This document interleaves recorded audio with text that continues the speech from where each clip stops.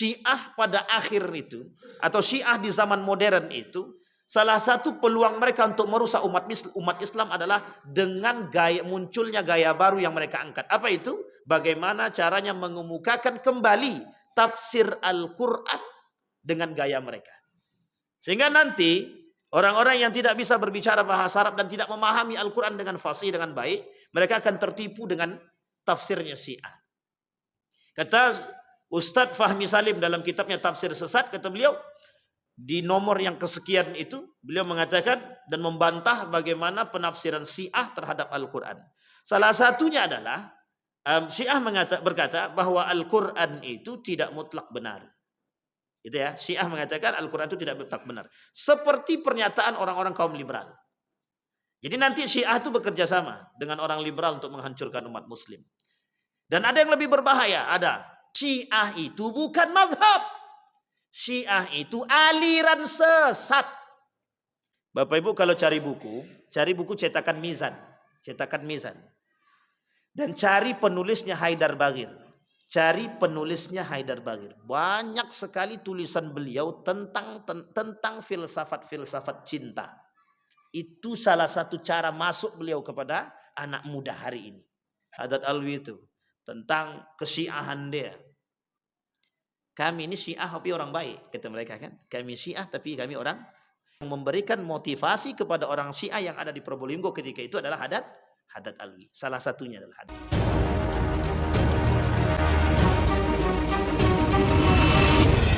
Assalamualaikum warahmatullahi wabarakatuh. Alhamdulillahi Rabbil Alamin. Alhamdulillahilladzi arsala rasulahu bil huda wa dinil haq liyudhhirahu 'alad dini kullih wa kafa billahi syahida. Ashhadu an la ilaha illallah wahdahu la syarikalah wa ashhadu anna Muhammadan 'abduhu wa rasuluh la nabiyya ba'd.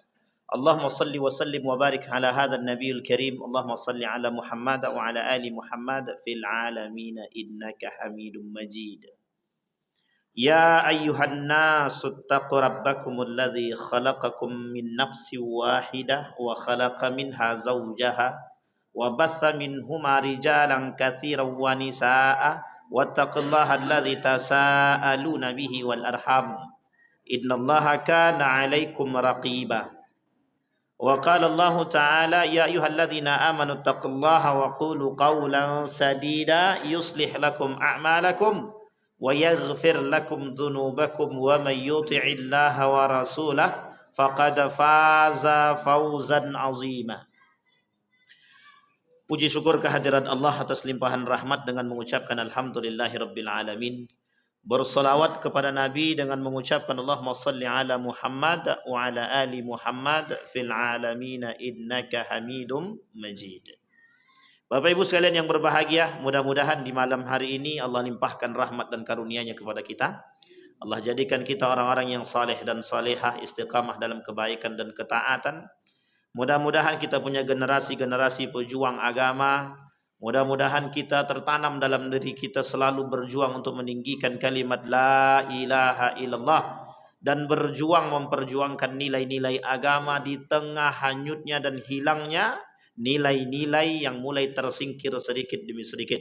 Mudah-mudahan istiqamah dalam kebaikan dan ketaatan, rumah tangga yang sakinah mawaddah warahmah, anak-anak yang saleh dan salihah. Amin ya rabbal alamin.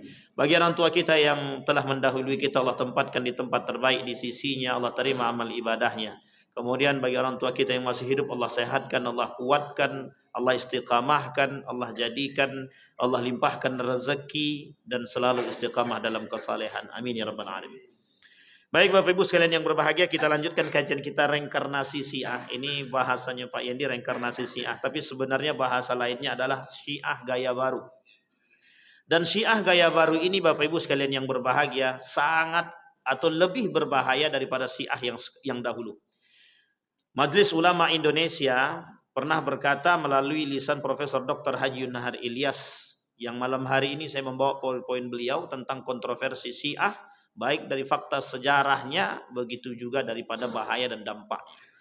Syiah itu Bapak Ibu sekalian yang berbahagia, secara definisi kita sudah paham itu, Dan kita sudah sampaikan dahulu tentang Syiah, kemudian reinkarnasi Syiah kita sudah sampaikan di beberapa pekan yang lalu. Tetapi tak ada salah kalau kita sedikit mengulang. Sebelum kita mengulang, saya sampaikan satu hadis yang disampaikan oleh baginda Nabi Muhammad sallallahu alaihi wasallam. Qala Rasulullah sallallahu alaihi wasallam, "Yahmilu hadzal ilma min kulli khalfi udulihi, yanfuna anhu tahrifal ghalibin wa intihalul mubtilin wa ta'wilul jahilin." Rawahu Ibn Jarir wa tamam fi fawaidihi wa Ibn Adi wa ghairihim. Rasulullah bersabda, ilmu yang diemban orang-orang terpercaya, ilmu ini diemban oleh orang-orang yang terpercaya di setiap generasinya. Mereka mencegah ilmu ini dari, jadi sengaja orang-orang soleh di setiap tahun itu ada meskipun tidak banyak. Setiap generasi itu ada orang solehnya dan orang-orang berilmu yang keilmuannya tinggi, orang fakih. Tapi tujuannya adalah, kata Nabi, untuk mencegah 3 perkara. Yang pertama, penyimpangan makna dari orang-orang keras. Maksudnya apa? Penyimpangan-penyimpangan yang timbul dari orang-orang yang keras hati, orang-orang yang merasa hebat, orang-orang yang merasa memiliki pengikut, kata Nabi. Yang kedua, klaim kebenaran ahlul batil. Klaim kebenaran ahlul batil. Hari ini ahlul batil itu tersebar, merajalela. Ahlul batil. Apa maksudnya ahlul batil? Pelaku maksiat, kemungkaran dan lain sebagainya yang merajalela. Dan itu kelak perkataan mereka tidak bisa dibantahkan, kata Nabi. Apa artinya? Kelak perkataan ahlul batil, perkataan ahlul batil di akhir zaman, kata Nabi, akan menjadi perkataan yang dibenarkan sekalipun salah. Kelak di akhir zaman, kata Nabi, perkataan ahlul batil tidak bisa dibantahkan. Artinya apa? Akan dibenarkan dan kebenaran itu salah. Maksudnya bagaimana? Yang salah akan mereka benarkan, yang berbicara ahlul batil. Ketika ahlul batil yang berbicara akan benar meskipun salah. Pernah kita ungkit perkataan Imam Al-Ghazali. Apa kata Imam Al-Ghazali? Orang kaya itu kalau dia berbicara salah, benar. Tapi sebaliknya, orang miskin kalau berbicara benar, salah. Itu Imam Al-Ghazali, bukan saya. Yang ketiga, penafsiran orang-orang bodoh, kata Nabi. Penafsiran orang-orang bodoh. Salah satu pointer yang harus kita ambil adalah Syiah pada akhir itu, atau Syiah di zaman modern itu, salah satu peluang mereka untuk merusak umat Islam adalah dengan munculnya gaya baru yang mereka angkat. Apa itu? Bagaimana caranya mengemukakan kembali tafsir Al-Quran dengan gaya mereka. Sehingga nanti orang-orang yang tidak bisa berbicara bahasa Arab dan tidak memahami Al-Quran dengan fasih, dengan baik, mereka akan tertipu dengan tafsirnya Syiah. Kata Ustadz Fahmi Salim dalam kitabnya Tafsir Sesat, kata beliau, di nomor yang kesekian itu, beliau mengatakan dan membantah bagaimana penafsiran Syiah terhadap Al-Quran. Salah satunya adalah Syiah berkata bahwa Al-Quran itu tidak mutlak benar. Itu ya, Syiah mengatakan Al-Quran itu tidak mutlak benar. Seperti pernyataan orang-orang kaum liberal. Jadi nanti Syiah itu bekerja sama dengan orang liberal untuk menghancurkan umat muslim. Dan ada yang lebih berbahaya, ada. Tapi nanti kita bahas. Kalau terlalu cepat selesai, habis. Jadi biar digantung sedikit gitu. Nah, ada 3 poin dari penyimpangan makna dari orang-orang yang keras. Artinya orang-orang yang keras hati, keilmuan dan lain sebagainya. Klaim kebenaran ahlul batil, penafsiran orang-orang bodoh. Ini sengaja tidak saya jelaskan satu persatu karena habis di situ aja nanti. Baik, dalam hadis yang kedua, idza la'ana akhiru hadhil ummah awwalaha faman kana indahu ilmun falyuzhir fa in katama dzalika kakatim ma unzila ala Muhammadin sallallahu alaihi wasallam. Orang yang berada di akhir zaman, kata Nabi, orang yang berada di akhir zaman nanti, mereka ada orang-orang yang seandainya mereka melaknat orang-orang sebelumnya. Artinya apa? Ulama yang baru, orang alim yang baru muncul, atau orang pintar yang baru muncul, mereka akan mencaci maki ulama-ulama terdahulu, salaf. Sekarang udah muncul itu. Orang-orang sekarang itu udah muncul, dia merasa paling pintar sehingga mereka caci maki itu ulama dahulu. Siapa Ghazali itu? Jangan kalian pelajari buku Ghazali itu, buku sesat gitu deh. Pertanyaannya adalah mereka sudah mengklaim bahwa diri mereka lebih benar, mereka tidak mau mengkaji bukunya Imam Al-Ghazali. Banyak, bukan hanya itu, Imam Al-Bukhari kena, Imam Muslim kena, banyak sekali. Ini tafsiran makna dalam kalimat tersebut. Tapi kemudian Nabi mengatakan, kalau kalian ketemu, atau kalau hidup pada masa tersebut, ada orang alim berilmu yang baik, maka wajib bagi mereka menampakkan keilmuan mereka, wajib. Sehingga mohon maaf, ini yang kita sebut, ahlul batil menampakkan kebatilannya, ahlul ilmi haram hukumnya berdiam diri. Sampai di sini paham Bapak Ibu? Ya ngangguk-ngangguk aja. Ini berat nih Pak, berat. Makanya mohon maaf, kenapa kemungkaran merajalela? Karena diamnya orang yang baik. Makanya kalau diam orang baik itu jangan salah, kalau ketika merajalela itu sudah hal biasa. Nah kemudian fa in katama dzalika kakatama ma unzila ala Muhammadin. Kalau mereka menyembunyikan yang diberikan oleh Allah, keilmuan yang mereka miliki, mereka telah menyembunyikan ilmu-ilmu kepada baginda Nabi Muhammad sallallahu alaihi wasallam, atau mereka telah menyembunyikan ajaran-ajaran baginda Nabi Muhammad sallallahu alaihi wasallam. Nah, Bapak Ibu sekalian yang berbahagia, Syiah ini adalah satu organisasi atau sekte yang sangat berbahaya di balik sekte-sekte yang lain. Kita ambil contoh manipulasi Syiah yang hari ini terjadi. Banyak umat muslim yang tertipu dengan keberadaan Iran yang membela Palestina. Saya sampaikan Bapak Ibu poinnya. Saya sampaikan. Ini sengaja saya bawa buku Bapak Ibu biar tak salah. Halaman 424. 424. Baik, apa yang beliau tuliskan? Ustadz Fahmi Salim melalui pemahaman beliau dengan yang lain mengatakan, umat Islam Syiah dan pembebasan Al-Quds. Poin kedua. Umat Islam dan pembebasan Al-Quds. Iran dan pembebasan Al-Quds. Kelak Iran akan ikut campur tangan dalam melakukan pembebasan Al-Quds. Sudah terjadi atau belum? Sudah. Hari ini Iran dipuji. Kenapa dipuji? Begitu kerasnya, begitu semangatnya Iran. Ingat, Iran punya politik yang tidak pernah bisa diketahui oleh siapapun. Apa buktinya? Kita ambil buktinya. Iran pada tahun 913 Masehi, atau lebih tepatnya pada tahun Hijriah itu sekitar 317-an. 230.000 lebih umat muslim dibunuh di Mekah, di Ka'bah. Yang ketika itu mereka mencongkel Ka'bah, itu Iran. Dengan dalih untuk menyelamatkan dua tanah suci. Kelak tujuan mereka adalah untuk menghancurkan dua tanah suci tersebut. Dan itu menjadi poin penting bagi mereka. Oke, sampai sini bisa dipahami Bapak Ibu? Ini Syiah. Apa Syiah yang lain yang membuat kita tertipu hari ini? Ada yang akan kita bahas dari dua poin tersebut.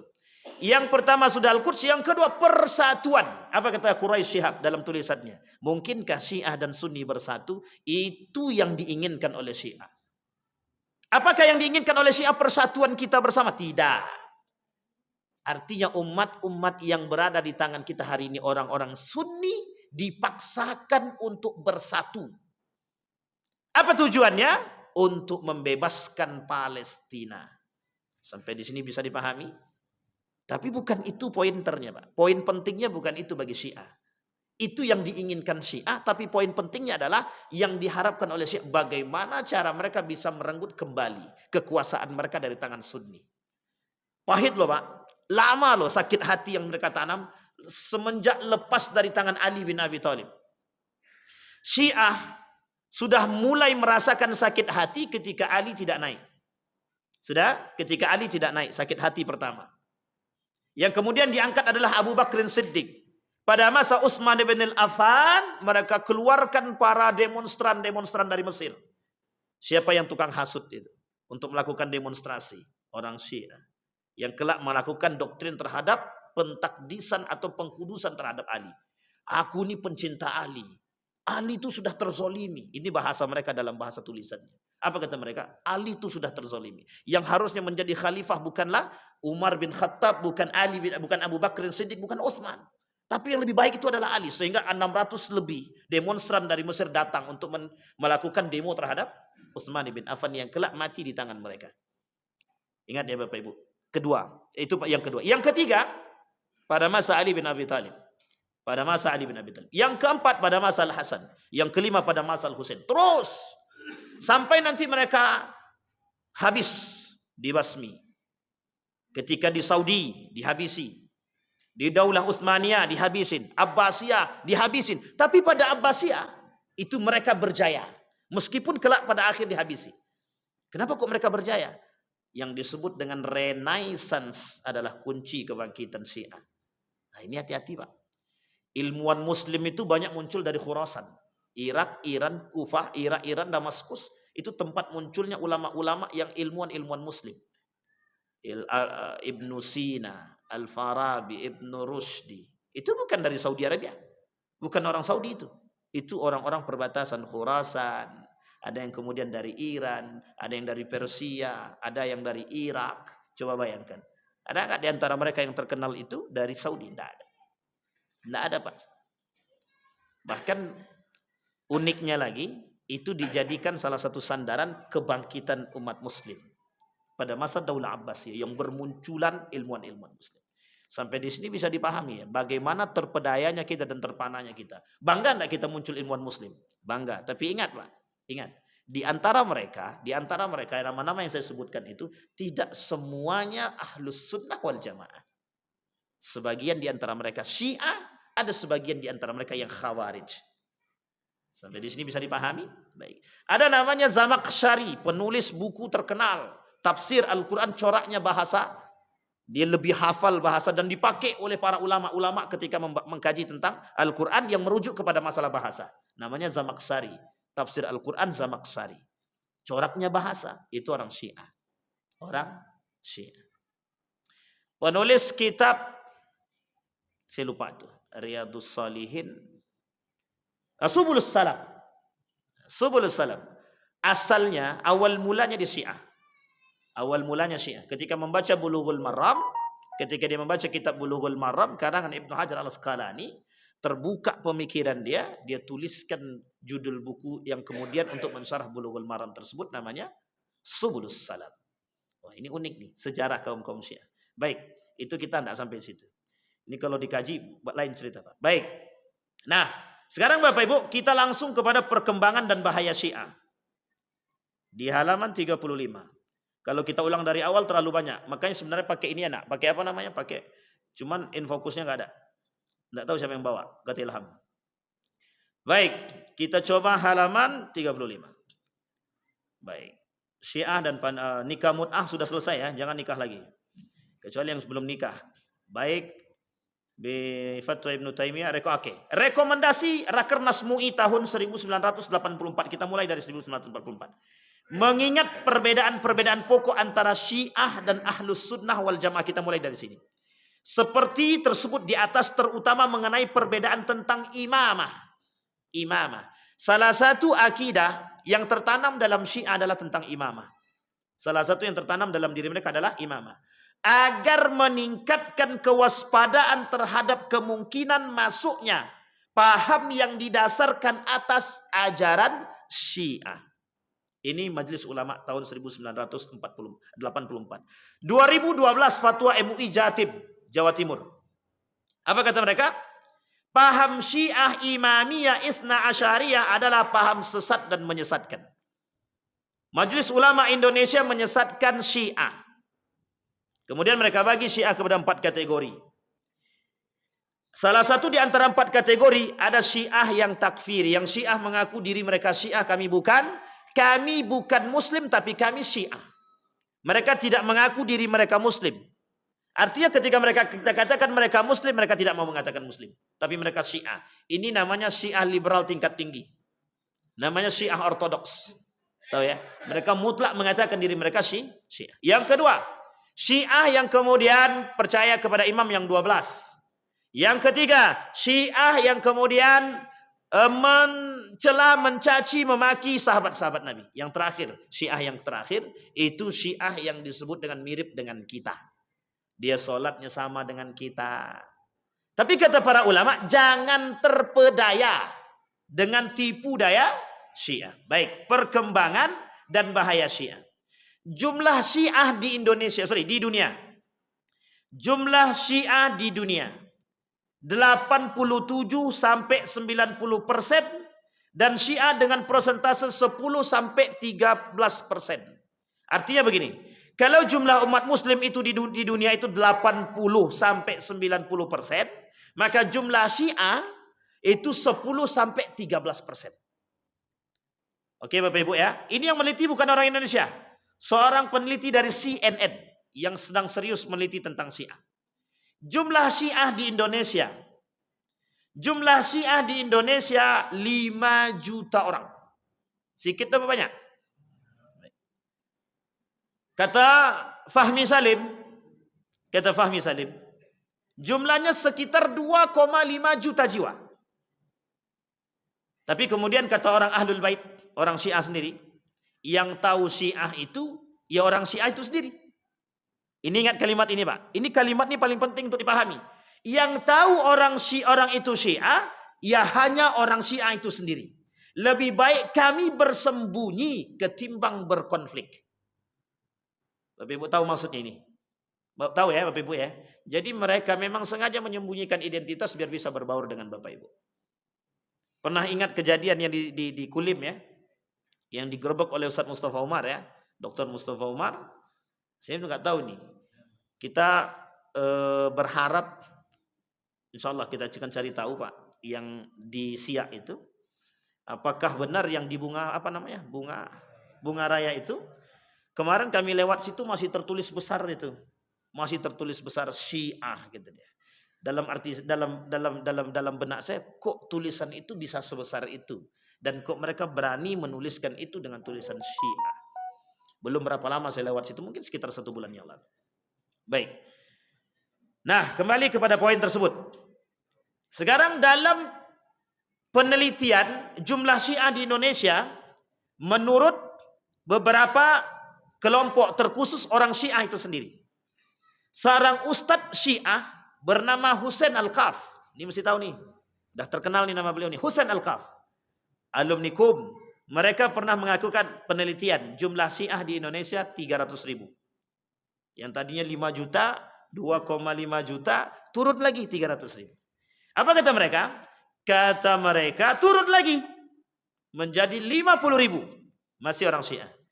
Tapi menurut Musa Kazim, Ustadz Syiah, anak dari Husain Al-Habsyi, dia pernah mengatakan kepada Ustadz Fahmi Salim bahwa jumlah Syiah di Indonesia cuma 25.000. Kalimat terakhir dari Ustadz Fahmi Salim, sulit untuk menentukan kebenaran daripada datanya orang Syiah. Karena apa? Karena mereka lebih baik menyembunyikan diri mereka ketimbang mengaku. Pertanyaannya adalah, mengapa kok Syiah bisa bebas masuk ke Indonesia? Ada namanya satu orang ulama, Abu Bakar, nama beliau pokoknya di depannya Abu Bakar, dan dia orang Aceh. Dalam tulisan beliau mengatakan salah satu kemerdekaan Republik Indonesia itu penyebabnya adalah ulama Syiah, bukan Sunni. Hati-hati Pak. Ini buku ini kemudian, tulisan ini kemudian diterbitkan dalam bentuk disertasi salah seorang yang doktor di bidangnya dalam pemikiran di Universitas Gajah Mada. Yang ketika diterbitkan saya masih di situ. Salah satu di antaranya orang yang ikut membimbing tulisan tersebut namanya Haidar Bagir. Yang kelak akan kita tuliskan, yang nanti akan kita bacakan pandangan beliau dalam buku Ustaz Fahmi Salim. Oke Bapak Ibu ya. La dina, kata mereka, kata orang Syiah, la dina liman la taqiyalah. Tidak ada agama bagi orang-orang yang tidak bertakiyah, kata dia. Paham maksud ini Bapak Ibu? Jadi semua manipulasi Syiah itu mereka sebut dengan bahasa yang sederhana, namanya taqiyah, menyembunyikan kebenaran. Baik, sampai di sini bisa dipahami Bapak Ibu. Jadi kira-kira jumlah Syiah banyak apa sedikit? Tapi kan berkurang tadi tuh, dari 5 juta jadi 25.000. Hati-hati.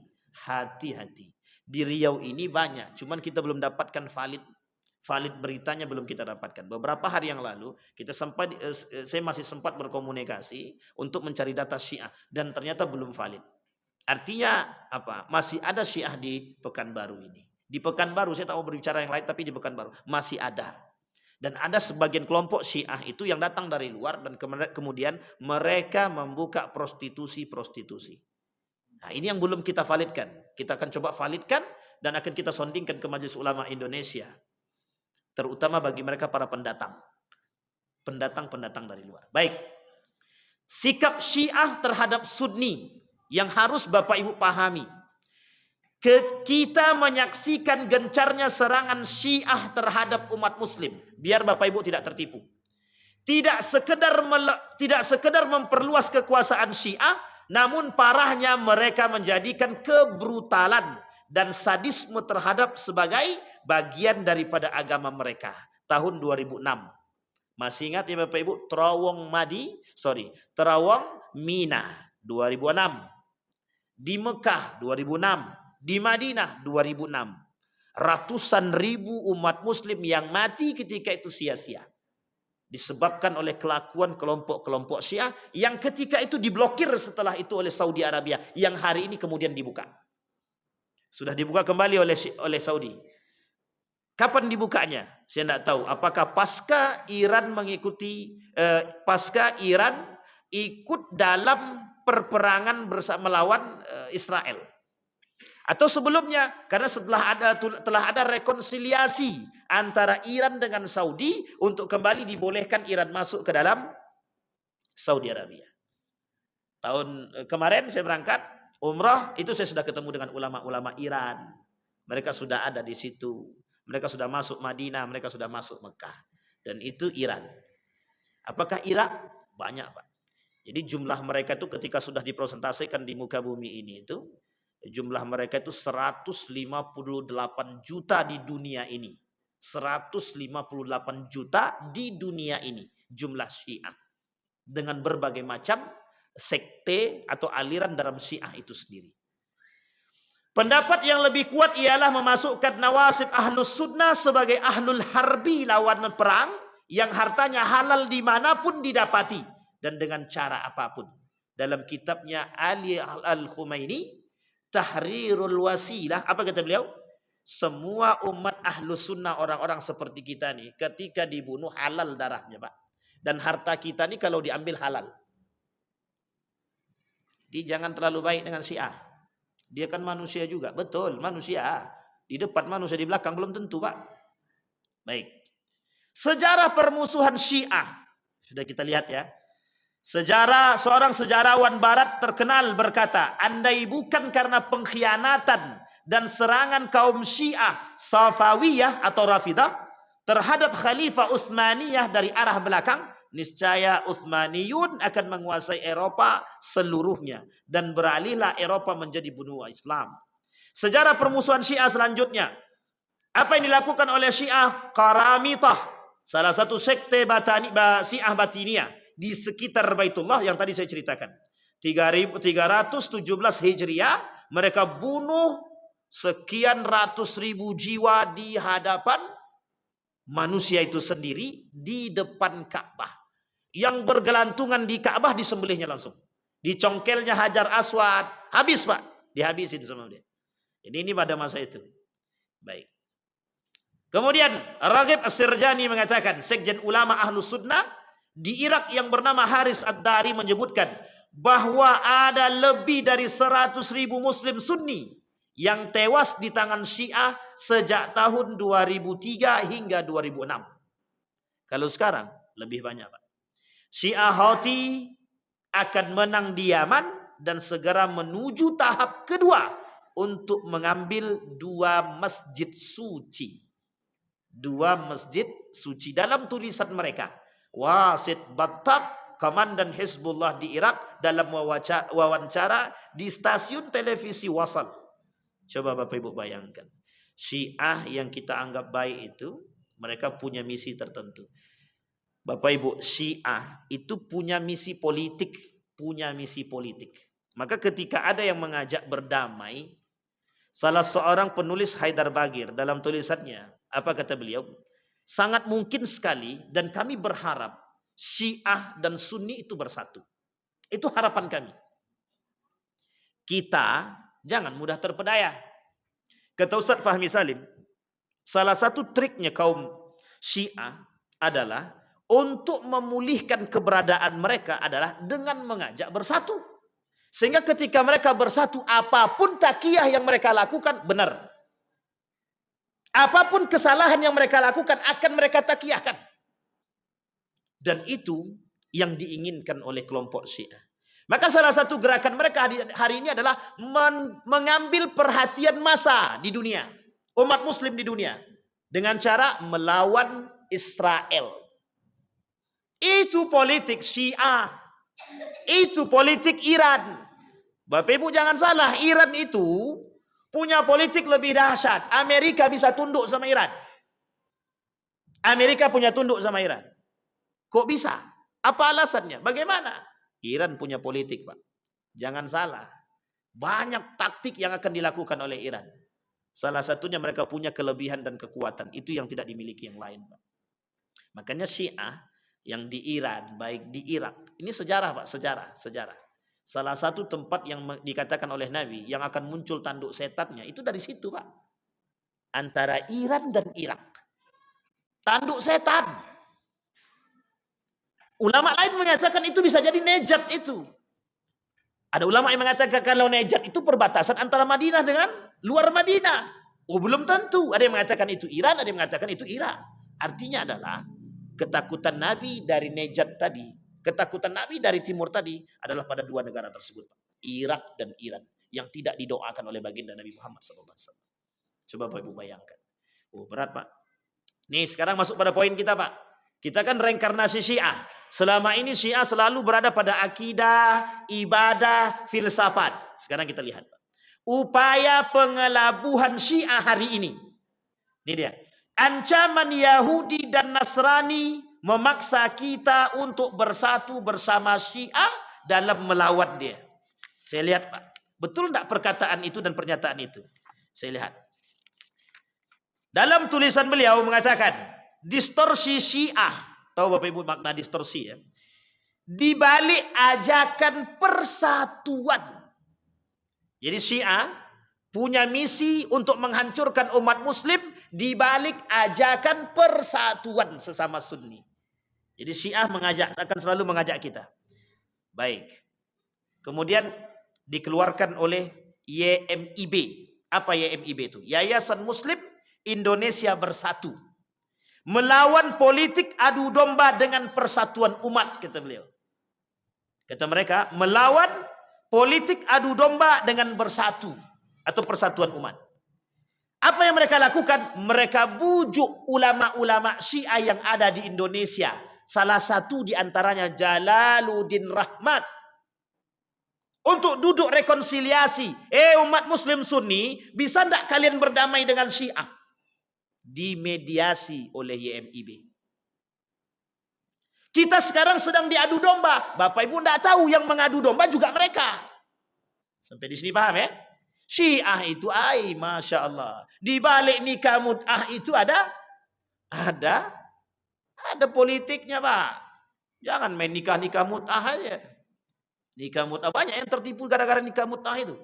Nikah mut'ah itu enak. Memang enak di depan, neraka di belakang. Baik. Sampai di sini bisa dipahami Bapak Ibu? Nah, apa kata mereka? Mereka kemudian mengatakan, bagaimana kami Sunni bisa bersatu dengan Syiah sementara Syiah itu adalah sekte aliran yang kami anggap sesat. Apa kata mereka? Syiah itu mazhab, bukan sekte. Takiyah mereka. Sehingga kalau dipahami mazhab, kira-kira mohon maaf nih. Kira-kira Syiah itu kalau dipahami mazhab, boleh apa tak boleh? Mazhab. Kalau dipahami mazhab, boleh apa tak boleh? Boleh, itu keinginan mereka. Kita umat muslim ini mengamini perkataan mereka, kami ini mazhab. Kalau kami ini mazhab, apa bedanya dengan 4 mazhab yang lain? Boleh diterima atau tidak diterima?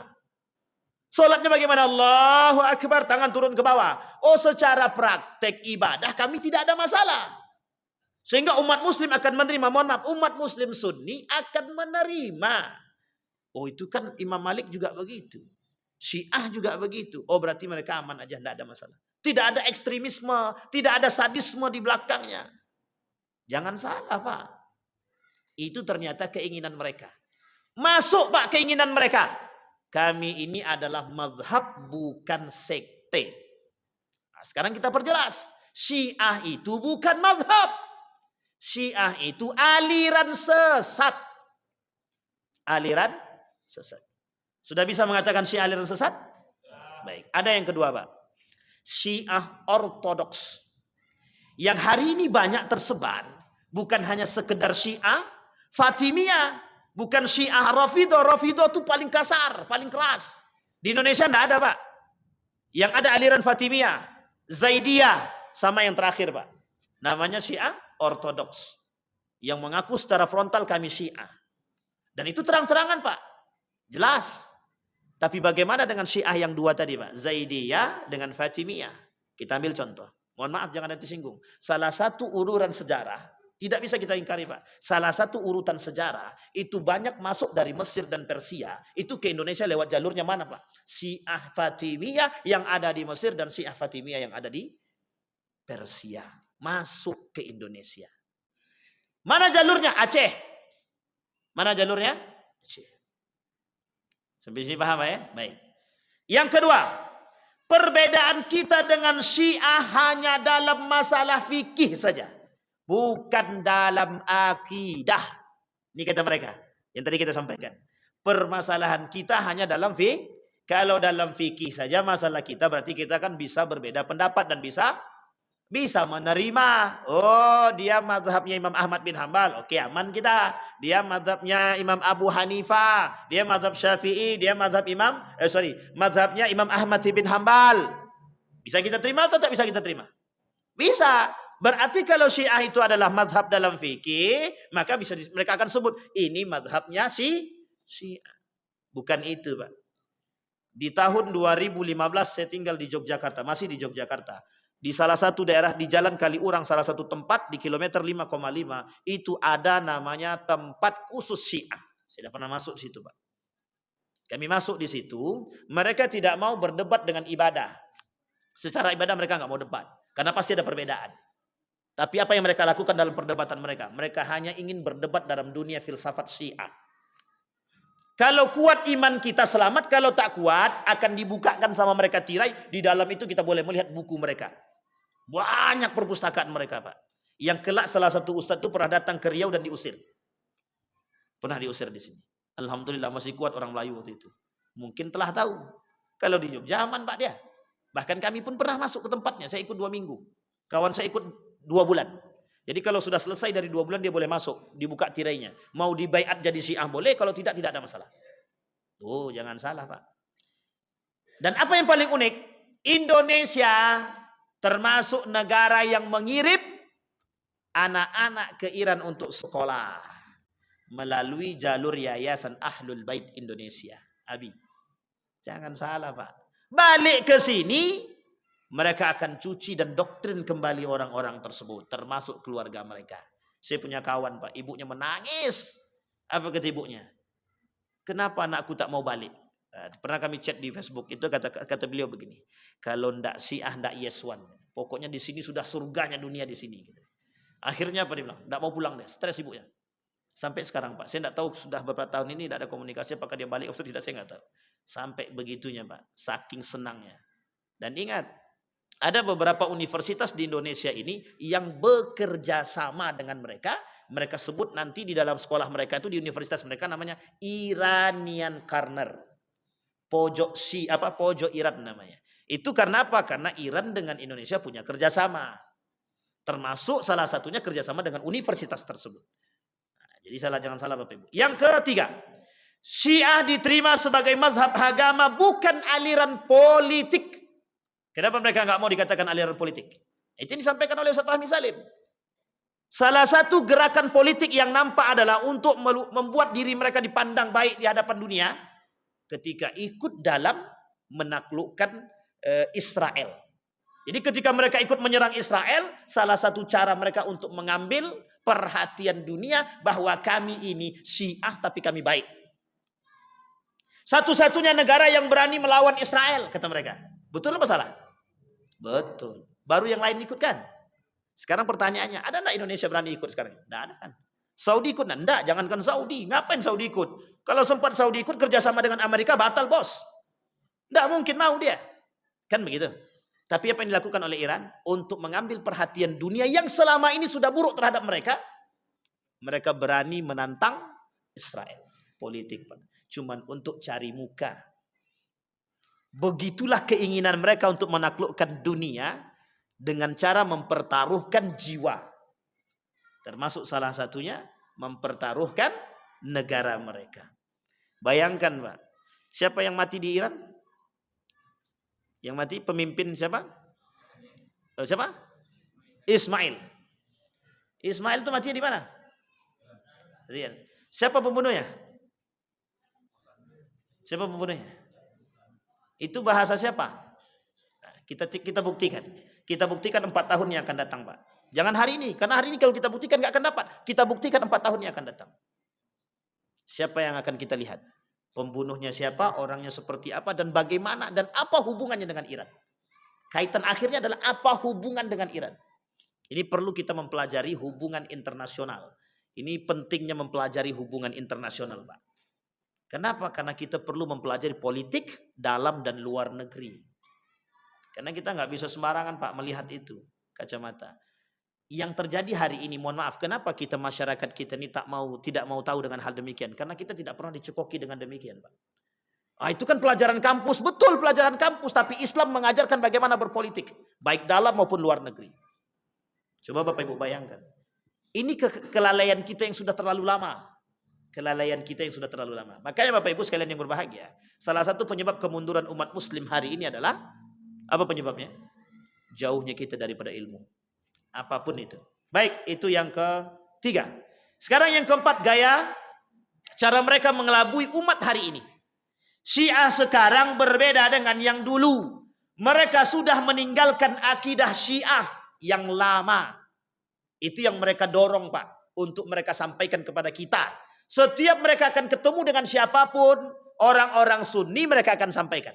Salah satunya adalah rekonsiliasi dan komunikasi serta diskusi yang dilakukan oleh ulama Indonesia ketika mereka berangkat ke Iran agar orang Syiah di Indonesia tidak lagi merusak akidah orang-orang Sunni dan tidak lagi menyebarkan berita-berita hoax dan kebencian terhadap para sahabat. Apa kata ulama Syiah? Kami aminkan. Ingat ya Pak, kami aminkan. Apa yang terjadi? Pada 2 tahun setelah itu, bertebaran buku Syiah di Indonesia yang itu hanya latar saja. Percetaknya adalah Syiah. Dalam buku pelajaran-pelajaran tentang agama Islam banyak sekali buku-buku pelajaran-pelajaran yang nama Umar bin Khattab dan Abu Bakar dibuat gambar binatang. Coba. Baik. Bapak Ibu kalau cari buku cetakan Mizan, Dan cari penulisnya Haidar Bagir. Banyak sekali tulisan beliau tentang filsafat cinta. Itu salah satu cara masuk beliau kepada anak muda hari ini. Untuk merusak generasi dan bisa mengajak mereka kepada itu, caranya itu. Haddad Alwi. Kita katakan ini sudah kita sampaikan dulu. Sebelum ini sudah kita sampaikan. Haddad Alwi itu. Tentang kesyiahan dia. Kami ini Syiah tapi orang baik, kata mereka kan. Kami Syiah tapi kami orang yang memberikan motivasi kepada Syiah yang ada di Sidoarjo. Bukan Sidoarjo, apa namanya? Probolinggo adalah Haddad Alwi. Yang memberikan motivasi kepada orang Syiah yang ada di Probolinggo ketika itu adalah Haddad Alwi. Salah satunya adalah Haddad Alwi. Jadi jangan salah Pak, jangan kita tertipu. Kami sekarang sudah berbeda dengan dulu. Betul. Hari ini mereka tidak mau berdebat dengan ibadah, dengan muamalah. Tapi mereka akan berdebat dengan filsafat. Nama tempatnya adalah Rausan Fikr. Salah satu nama percetakan untuk ulama-ulama Syiah di Indonesia. Namanya Rausan Fikr. Yang ke-1, 2, 3, 4. Sekarang yang kelima. Yang terakhir. Syiah terbagi beberapa golongan. Kita berhubungan dengan Syiah yang moderat saja. Sedangkan yang ekstrim, kita tidak ada urusan dengan mereka. Mereka katakan kami tidak ada urusan Ahlul Bait Indonesia. Salah satu nama Syiah alasan berubah dari Syiah menuju Ahlul Bait Indonesia. Tahu alasannya apa? Mereka tidak pengen dikatakan sebagai Syiah. Kami ini adalah Ahlul Bait. Ingat itu Pak. Kenapa kok begitu? Untuk memanipulasi umat manusia agar mereka dikatakan tidak ada lagi kaitannya dengan Syiah Rafidhah. Pertanyaannya, apakah ada komunikasi mereka dengan sana? Ada. Kalau masih ada komunikasi mereka dengan Iran dan Irak dan kelompok-kelompok Syiah tertentu, berarti mereka masih Syiah. Mereka sudah rubah nama, namanya Ahlul Bait Indo Abi. Itu siapa ketuanya? Sudah meninggal, Jalaluddin Rahmat, penulis kitab ilmu sosial, bukan, fikih sosial. Salah satunya kalau tak salah judul bukunya adalah fikih sosial, Jalaluddin Rahmat.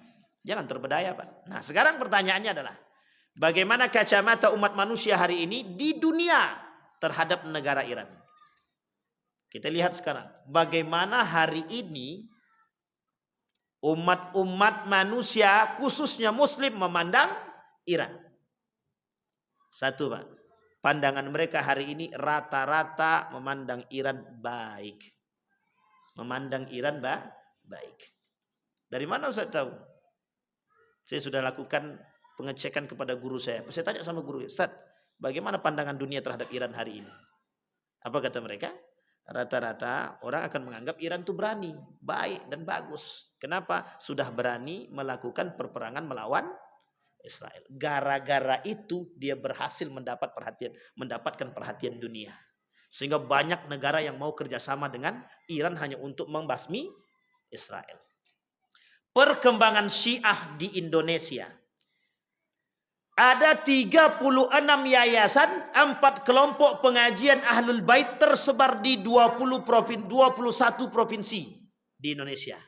Dan 33 kabupaten kota hingga tahun 2001. Naik drastis di tahun 2015 menjadi 100 lebih pengajian Ahlul Bait Indonesia. Sampai kemana, Pak? Sampai enggak ke Riau? Sampai.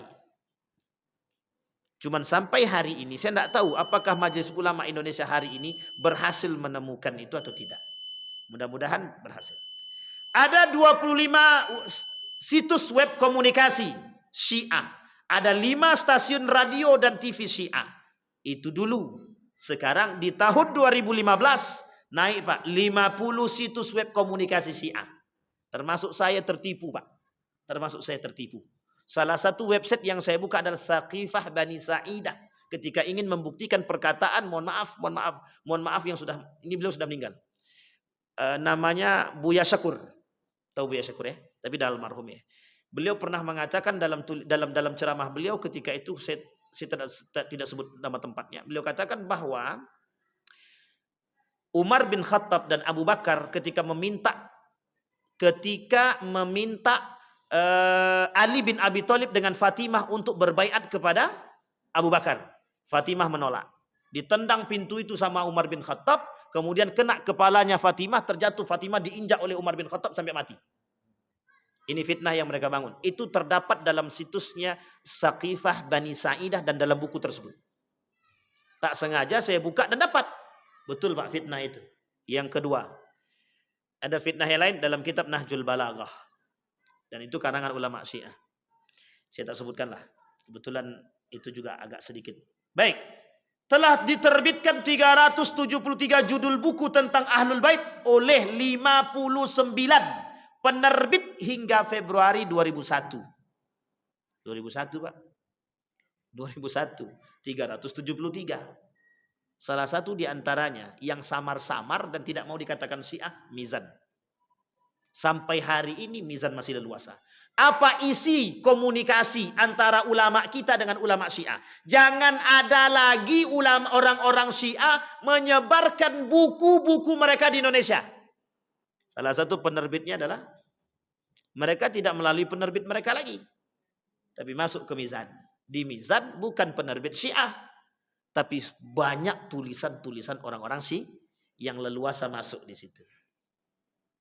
Loh, kok bisa begitu, Ustaz? Ya memang begitu. Nah, sekarang gaya baru mereka untuk merusak generasi sekarang melalui media. Ini yang paling penting, Pak, melalui media. Apa contohnya? Bapak Ibu hari ini kalau lihat situs-situs Islami, video-video Islami tentang Nabi, perhatikan betul-betul. Tentang pejuang-pejuang Islam, perhatikan benar-benar. Karena dari film-film sahabat Nabi, ada beberapa film-film tersebut yang mereka angkat tokoh Syiah, dan mereka jadikan, mereka pelaporkan, mereka viralkan, dan itu websitenya ada, dan itu situs YouTube-nya adalah punya milik Syiah. Yang kedua, ada film-film tentang Nabi yang membuatnya Syiah, termasuk salah satunya Nabi Yusuf alaihissalam. Ya, Nabi Yusuf itu juga Syiah. Nabi Ibrahim Syiah. Nabi Muhammad versi Syiah ada. Risalah juga judulnya sama Syiah. Itu bayangkan Pak, bukan sedikit, banyak. Mudah-mudahan Pak bisa kita sampaikan. Tapi kalau sudah ketemu nanti, kalau sudah ada ininya, fokusnya kita lihatin tuh. Ini nama-namanya Pak. Ada Al-Manar, ada Fairuz, ada Al-Ja'far, dan lain sebagainya. Tiap tahun pengiriman ratusan pelajar ke hazwah ilmiah pesantren Syiah dan universitas di Qom. Setelah kembali, mereka akan mengajarkan pemikiran Syiah dengan taqiyah. Apa upaya kita dan solusi yang harus kita angkat hari ini? Dibentuk lembaga dan organisasi secara mutlak untuk mempelajari dan meneliti tentang Syiah itu. Syiah itu setiap tahun pasti berkembang. Kalau tidak berkembang dalam dunia pendidikan, mereka akan berkembang dalam dunia ekonomi. Kalau tidak berkembang dalam dunia ekonomi, akan masuk dalam jalur perfilman. Dalam semua lini Syiah akan masuk. Dalam semua lini. Karena Syiah hari ini tidak sama dengan Syiah dulu. Betul. Syiah dulu lebih fokus kepada akidah dan ibadah. Syiah hari ini bagaimana caranya menguasai dunia. Dengan cara apapun. Apa tujuan mereka sama dengan tujuannya Amerika? Tujuannya kaum Yahudi sama. Tujuannya sama, untuk menaklukkan dunia. Jangan kira Pak. Baik, sampai di sini bisa dipahami Bapak Ibu. Ini sudah habis belum? Udah habis? Oh alhamdulillah. Kalau tidak habis, panjang masih ada beberapa halaman. Baik Bapak Ibu sekalian yang berbahagia. Kesimpulan sebelum kita tutup Bapak Ibu. Sebelum kita tutup, kesimpulannya adalah Syiah itu sebenarnya kalau kita berbicara tentang Syiah, dia juga Syiah tidak akan pernah. Rasa sakit hati yang mereka alami terlalu dalam. Terlalu dalam. Propaganda yang mereka buat yang setiap gagal menjadi rasa sakit hati. Maka Bapak Ibu, yang mereka tanamkan dalam diri mereka, sebelum mereka mampu menguasai dunia, mereka tidak akan pernah berhenti. Tidak akan pernah berhenti. Dan mereka akan lakukan apapun cara, kata Ustaz Fahmi Salim, akan mereka lakukan apapun caranya agar bisa menaklukkan dunia. Nah Bapak Ibu sekalian yang berbahagia, insya Allah di pertemuan yang akan datang, kalau kita ketemu dengan izin Allah, akan kita bahas bagaimana cara Syiah mentafsirkan ayat Al-Quran di zaman yang saat ini. Sehingga orang-orang bisa tidak tertipu dengan gaya tafsirnya Syiah. Bapak Ibu pernah dengar Quraisy Shihab kan? Apa judul tafsir beliau? Al-Misbah. Pertanyaannya, itu tafsir Syiah atau bukan? Wih, jangan cepat-cepat mensyiahkan, Pak. Tafsir buku beliau, dari referensi beliau, rata-rata sebagian besar, kalau kita kalkulasikan 100%, 65% sampai 70% referensinya Syiah. Tapi beliau pernah mengatakan bahwa diri dia bukan Syiah.